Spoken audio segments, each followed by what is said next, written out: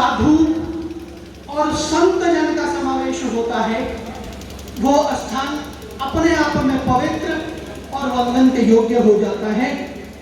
और उसके ऊपर ये कि हम लोग तो स्वयं गंगा किनारे हैं, तो इस गंगा की पावन भूमि और ये आज का ऐतिहासिक कार्य, कुछ काम ऐसे होते हैं जो बहुत ऐतिहासिक होते हैं। उन ऐतिहासिक काम जब वो हो रहे होते हैं तो पूरी सृष्टि के कुछ साधु और सज्जन लोग एक साथ आ जाया करते हैं। यह बात, यह सूचना कल जिस समय हमारे कानों में पड़ी, पता नहीं कैसे देव योग से या ईश्वरीय संयोग से हमें तुरंत सूत्र मिले और हमने त्यागी जी से फोन करके कहा कि हम 3 कवि अपनी कविता लेकर आपके बीच आना चाहते हैं और रात को ही संयोग बना, आज हम लोग आपके बीच अपनी इस शब्दांजलि, इस पूरे महायज्ञ में एक छोटी सी आहुति देने के लिए आए हैं, जिसकी वानगी आपने सुल्तान सिंह सुल्तान जी के गीत से सुनी। भाई हमारे मयूर जी ने बहुत सुंदर आपके सामने रचना पढ़ी। समय की नाजुकता समझते हुए मैं ज्यादा नहीं पढ़ूंगा, सुनाने के लिए मैं सुल्तान सिंह जी जैसे 20 गीत सुना सकता, लेकिन यदि ऐसे अवसर इस लंबी यात्रा में बीच में कहीं प्रोग्राम बने तो हम केवल ये आपको एक टेलर दिखाने आए हैं कि हम कुछ कवि, कुछ लोग जो इस समाज से, इस देश से, इस राष्ट्र से, राष्ट्र स्वाभिमान जैसे मिशन से जुड़कर अपने देश के लिए कुछ करना चाहते हैं, वो आपके साथ है। और हम इस यात्रा में जहां भी सहभागी और सहयोगी हो सकते हैं, आप हमें बस केवल निर्देश करना, हम आपके साथ रहेंगे। आइए मैं छंद पढ़ता हूं, क्योंकि साहब ये जो दौर है ये कहां से कहां तक आ गया। हमारी भारतीय संस्कृति निर्मल जल की संस्कृति होती थी, आज हम मिनरल जल तक आ गए हैं। ये तो निर्मल से मिनरल तक की यात्रा है, इसी ने सब गड़बड़ किया है। क्योंकि बाजार हमारी व्यवस्था नहीं हुआ करती थी जनाब, व्यवहार हमारी व्यवस्था होती थी, लेकिन इस व्यवस्था में जब बाजार घुस गया तो सब विकृतियां पैदा हुई। हम लोग हर चीज को गाय, गंगा, गांव, गोबर और गोबर से चलकर हम गूगल तक आ गए। इस पूरी यात्रा का अवलोकन करना पड़ेगा। वाद और विवाद तो रोजाना आप टेलीविजन पे सुनते हैं, लेकिन गोविंदाचार्य जी जैसे संत बहुत बिरले होते हैं जो संवाद की बात करते हैं, वाद की विवाद की बात नहीं करते। तो ये संवाद की परिकल्पना आपके यहाँ से आज नर्मदा की पावन भूमि इस ब्रह्मांड के इतिहास में कहीं ना कहीं लिखी जाएगी, क्योंकि यहाँ से बहुत ऐतिहासिक कार्य हो रहा है।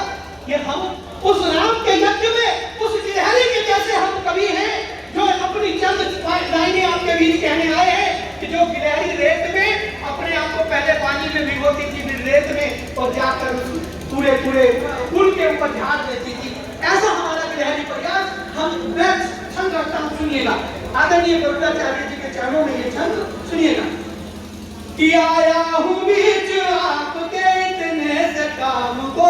हाथ खोलिएगा, क्योंकि कवि जो है वो आप में ऊर्जा भरने का काम करता है। संवाद आपको विचार देता है, लेकिन कवि उन विचारों को बांधकर आपके हृदय में स्पंदन पैदा करता है। ये स्पंदन पैदा करने वाला है कि आया हूँ बीच आपके इतने से काम को, आया हूँ बीच आपके इतने से काम को, रखता हूँ आपके चरण अपने प्रणाम को, रखता हूँ आपके चरण अपने प्रणाम को।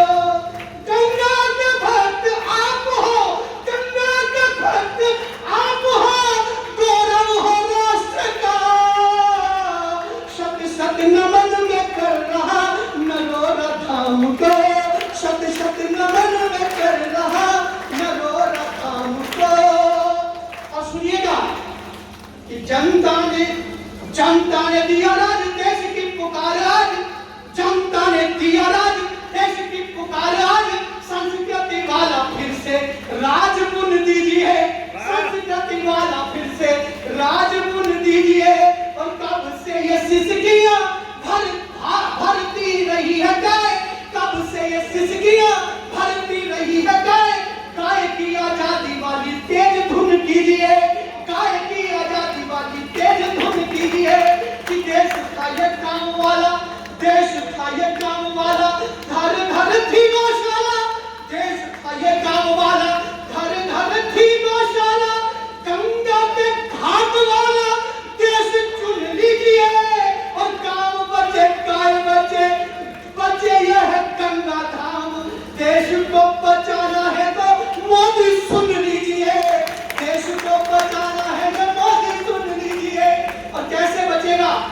मात भारती की जय वाले नारे गूंजे खूब, माथे खुद झुकते हैं भारत प्रणाम में, माथे खुद झुकते हैं भारत प्रणाम में। तेरी तू संग फल गई स्वाद वाले मिलते हैं, मीठे मीठे भाव मिले दशहरी आम में। कि नदी और बीत गई जाने, नदी और वीर गई जाने जाते तीर है तू, नदी और वीर गई जाने जाते तीर है तू।